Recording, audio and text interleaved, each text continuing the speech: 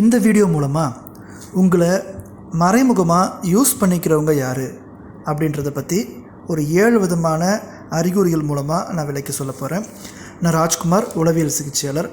Psychological techniques சைடெக் Tamil மூலமாக psychology சம்மந்தப்பட்ட நிறைய வீடியோஸ் நம்ம அப்லோட் பண்ணிகிட்ருக்கோம்.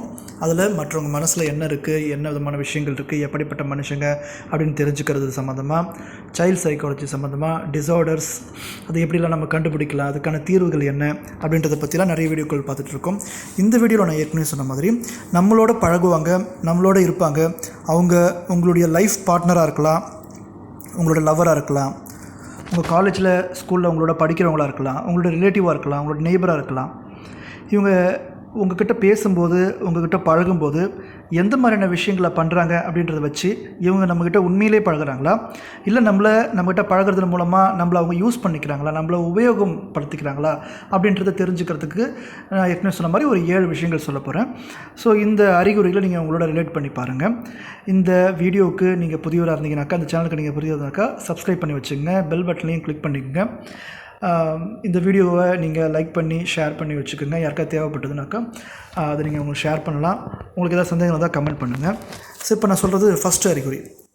அவங்க என்ன பண்ணுவாங்கனாக்கா, நீங்கள் ஏதாவது ஒரு தேவை இருக்குது, உங்கள்கிட்ட ஏதாவது ஒரு விஷயம் இருக்குது, நீங்கள் அவங்களுக்கு கால் பண்ணுறீங்க அப்படின்னாக்கா, இல்லை நான் பிஸியாக இருக்கேன், இப்போ என்னால் வர முடியாது, இல்லை எனக்கு வேலை இருக்குது அப்படின்னு சொல்லி தவிர்த்துக்கிட்டே இருப்பாங்க. அவங்களுக்கு எப்போ தேவை ஏற்படுதோ, உங்கள் மூலமாக ஏதாவது தேவைகள் ஏற்படுதோ அந்த டைமில் மட்டும்தான் கான்டாக்ட் பண்ணுவாங்க. இது 1 முறை 2 முறை எப்பயாவது நடக்குதுன்னா பரவாயில்ல.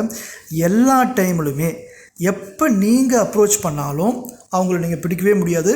அவங்க பிஸியாகவே இருப்பாங்க, இல்லைனா அவங்க உங்களுக்கு ரெஸ்பான்ஸ் பண்ண மாட்டாங்க. மெசேஜ் மூலமாகவோ இல்லை வேறு இது மூலமாக ரெஸ்பான்ஸ் பண்ண மாட்டாங்க. அவங்களுக்கு ஏதாவது ஒரு தேவை உங்கள் மூலமாக தேவைப்பட்டுச்சுன்னா மட்டுமே உங்களை அப்ரோச் பண்ணுவாங்க. ஸோ இந்த மாதிரியான நபர்கள் உங்களை சுற்றி இருக்காங்க, உங்களோட இருக்காங்கனாக்கா அவங்க உங்களை யூஸ் பண்ணிக்கிறதுக்கான ஒரு அறிகுறியாக இருக்கலாம். இப்போ நான் சொல்கிறது 2வது விஷயம். இவங்க ப்ராமிஸ் பண்ணுறாங்கன்னா அதை பிரேக் பண்ணிவிடுவாங்க. உதாரணத்துக்கு, நான் இத்தனை மணிக்கு வந்துடுறேன், நிச்சயமாக இதை நான் செஞ்சிடுறேன், கண்டிப்பாக நான் இதை திருப்பி கொடுத்துருவேன், கண்டிப்பாக இந்த மாதிரியான விஷயங்கள் உங்களுக்காக நான் இதை கண்டிப்பாக செஞ்சு கொடுப்பேன்னு ரொம்ப ஸ்ட்ராங்காக ரொம்ப உறுதியாக சொல்லுவாங்க. ஆனால் ஒரு முறை கூட அதை ஃபாலோ பண்ண மாட்டாங்க, அதை பிரேக் பண்ணிவிடுவாங்க. என்ன ப்ராமிஸ் பண்ணாலும் அதை பிரேக் பண்ணிக்கிட்டே இருப்பாங்க. இல்லை இப்போ என்னால் பண்ண முடியாது, சாரி இப்போ என்னால் செய்ய முடியாது, இந்த முறை என்னால் பண்ண முடியாமல் போயிடுச்சு. இதே மாதிரி எல்லா டைமும் சொன்னாங்கனாக்கா அவங்க வேணும்னே உங்களை யூஸ் பண்ணுறதுக்கான ஒரு அறிகுறியாக இருக்கலாம். இப்போ நான் சொல்கிறது 3வது விஷயம். இவங்க உங்களோட பேசுவாங்க, உங்களோட பழகுவாங்க. பேசி பழகி இருக்கும்போது நீங்கள் பயம் படுற மாதிரியான சில விஷயங்களை உங்களுக்கு எடுத்து சொல்லிகிட்டே இருப்பாங்க. எப்படின்னாக்கா, அது மூலமாக உங்களை கண்ட்ரோல் பண்ண முயற்சி பண்ணுவாங்க. ஐயோ இதை பண்ணால் உனக்கு இது ஆகிடும், இந்த மாதிரி செஞ்சால் உனக்கு இந்த மாதிரி ஆகிடும், ஓ அங்கே போறியா, ஓ உனக்கு அந்த மாதிரி பாதிப்பு வந்துடும், ஓ நீ இந்த கோர்ஸ் எடுக்கிறியா, உனக்கு இந்த மாதிரி பிரச்சனை ஆகிடும், ஓ நீ இவங்க கூட பழகுறியா, உனக்கு அந்த மாதிரி ஆகிடும். அதாவது ஒரு விஷயத்தில் இருக்கிற ப்ளஸ் பாயிண்ட்ஸ் சொல்லாமல் எப்பயுமே அதில் இருக்கிற நெகட்டிவை மட்டுமே சொல்லி உங்களை பயம்படுத்தி அவங்களுடைய கண்ட்ரோலுக்கு அவங்களுக்கு மட்டுமே பயன்படுத்திக்கிற மாதிரி வச்சுப்பாங்க. உங்களை மற்றவங்களோட ஈடுபட விட மாட்டாங்க. நீங்கள் அவருக்கு மட்டுமே பயன்படக்கூடிய ஒரு நபராக இருக்கணுன்றதில் அவங்களுடைய எண்ணங்கள் இருக்கும். நீங்கள் புரிஞ்சுக்கிறீங்க நம்புகிறேன். இதுதான் நான் சொல்கிற 3வது விஷயம். நீங்கள் அவங்களுக்கு மட்டுமே பயன்படணும், நீங்கள் மற்றவங்களுக்கு பயன்படக்கூடாது. அதற்காக உங்களை பயமுறுத்தி அவங்களுடைய கண்ட்ரோலில் அவங்க வச்சுக்க முயற்சி பண்ணுவாங்க. இப்போ நான் சொல்கிறது 4வது விஷயம். இப்போ நீங்கள் ஒரு சின்ன எக்ஸாம்பிள் மூலமாக சொல்கிறேன். நீங்கள் ஒரு ஹோட்டலுக்கு போகிறீங்க, நீங்களும் அவரும் போகிறீங்க, அந்த நபரும் போகிறீங்க. எல்லா டைம்லேயும் உங்களை தான் பே பண்ண சொல்லுவாங்க. நீங்கள் சாப்பிட்றீங்க, ஒரு டைம் கூட அவர் பே பண்ண மாட்டார். எல்லா டைமும் பார்த்தீங்கன்னாக்கா உங்களை தான் பே பண்ண சொல்லுவாங்க. ஸோ அது ஹோட்டல் மட்டும் கிடையாது, நீங்கள் 2 பேரும் சேர்ந்து ஒரு டீமாக ஒரு ஒர்க் பண்ணுறீங்க அப்படின்னாக்கா நீங்கள் தான் அதிகமான ஒரு கஷ்டமான வேலை இருக்குது, ஒரு ஈஸியான வேலை இருக்குது. அதில் என்னென்னா, கஷ்டமான வேலையை உங்ககிட்ட கொடுத்துட்டு அதில் சுலபமான வேலை எதுவோ அதை மட்டும் அவங்க பார்த்து செலக்ட் பண்ணி தேர்ந்தெடுத்து எடுப்பாங்க. ஸோ இந்த மாதிரியான விஷயங்கள் இதுதான் கிட்டக்கா அவங்க உங்களை யூஸ் பண்ணிக்கிறாங்க. அதாவது என்னென்னா, ஒரு மிகப்பெரிய ஒரு காரியம் இருக்குன்னா அதில் உங்களை தள்ளி விட்டுட்டு இவங்க பின்னாடி இருப்பாங்க. ஃப்ரண்ட்டில் நீங்கள் இருக்கணும், 2வது பின்னாடி இருப்பாங்க. ஆனால் பலன் நான் தான் பண்ணேன், என்னால் தான் நடந்துச்சு அப்படின்னு அவங்க சொல்ல முயற்சி பண்ணுவாங்க.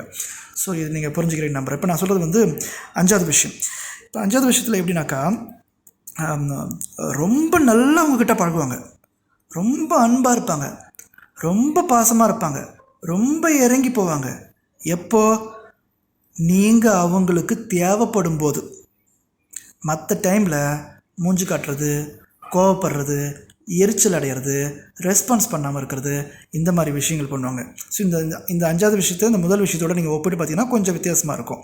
சரிங்களா? ஸோ இவங்க என்ன பண்ணுவாங்க, கோவப்படுறது, எரிச்சல் ஆகிறது, டென்ஷன் ஆகிறது எல்லா டைம்லையும் அவங்களுக்கு நீங்கள் தேவைப்படும் போது ரொம்ப இந்த வழக்கத்தை காட்டிலும் ரொம்ப அதிகமாக பணிவு, ரொம்ப அதிகமான அன்பு. ஸோ இவங்க கண்டிப்பாக உங்களை யூஸ் பண்ணிக்கிறாங்க அப்படின்றதுக்கான ரொம்ப ஒரு முக்கியமான ஒரு அறிகுறியாக தான் இதை கருதலாம். ஸோ அடுத்து நான் சொல்ல போகிற விஷயம் 6வது விஷயம். இப்போ நீங்கள் வந்து அவங்களுக்காக ஒன்று பண்ணுறீங்க, அவங்களே ஒன்று கேட்குறாங்க, சரி நீங்கள் ஒன்று பண்ணுறீங்க. ஆனால் அவங்க திரும்பி என்ன பண்ண மாட்டாங்க, ஒரு தேங்க்யூ கூட சொல்ல மாட்டாங்க. எப்பயுமே அவங்க வாயில் நீங்கள் பண்ணுற எந்த ஒரு ஹெல்ப்புக்கும் ஒரு நன்றின்ற ஒரு வார்த்தையே வரவே வராது. ஸோ தேங்க் பண்ணுறாங்களா பண்ணலையான்றது நீங்கள் வாட்ச் பண்ணி பார்த்து அவங்க யூஸ் பண்ணிக்கிறாங்க. ஆமாம், அவன் பண்ண வேண்டிய கடமை இருக்குது, அவன் செஞ்சு தான் ஆகணும் அப்படின்னு சொல்லுவாங்க. அதுக்கு நான் எப்படி நன்றி சொல்கிறது?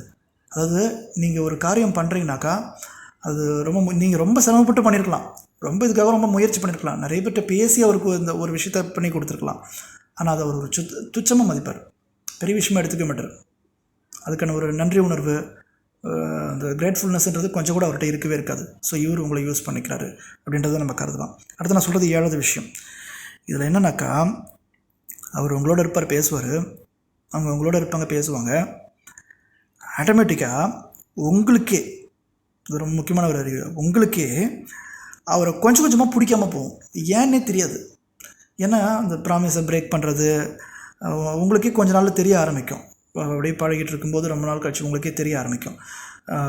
சொன்னதை செய்ய மாட்டுறாங்க, ப்ராமிஸை பிரேக் பண்ணுறாங்க, தேவைன்னா மட்டும்தான் பழகுறாங்க, அவங்களுக்கு போர் அடித்தா அவங்களுக்கு வேணும்னா மட்டும்தான் கேட்குறாங்க, நமக்கு வேண்டியதை நம்மளுடைய மனசில் என்ன இருக்குது, நமக்கு வேண்டிய மாதிரி நடந்துக்கிறாங்களா அப்படின்றதெல்லாம் சுத்தமாக கருத மாட்டுறாங்க. அப்படின்னும்போது அந்த விருப்பம், அந்த ஈர்ப்பு, அந்த நட்பு, இந்த விஷயங்கள் வந்து உங்களுக்கே குறைய ஆரம்பிக்கும், உங்களுக்கே பிடிக்காமல் போகும், உங்களுக்கே அந்த விருப்பம்ன்றது அப்படியே ஒரு வெறுப்பாக மாற ஆரம்பிக்கும்.